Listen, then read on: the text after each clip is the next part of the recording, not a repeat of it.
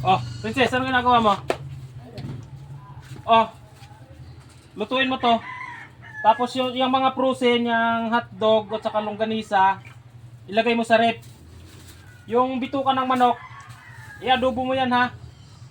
At ako'y magtatabas lang dito sa dun sa gulayan natin. At madamo na. Bilisan mo. Ang galing ka dito. Ayan na naman tayo, princess. Paulit-ulit ka na naman. Lulutuin niya, alangan na maipamigay mo sa kapitbahay yan. Iulamin natin. Kung gusto mo, ibigay mo doon sa kapitbahay para may ulam sila. Sa ayos batang to. Yaga. Sabi nga pala ni Papa, dito sa bahay.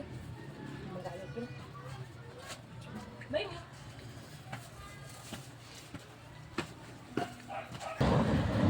Baby Toy! Baby Toy! Ano yun? Oh, ulam daw. Huh? Salamat! Ay, ayos ah. Tamang-tamat, may hapunan na kami.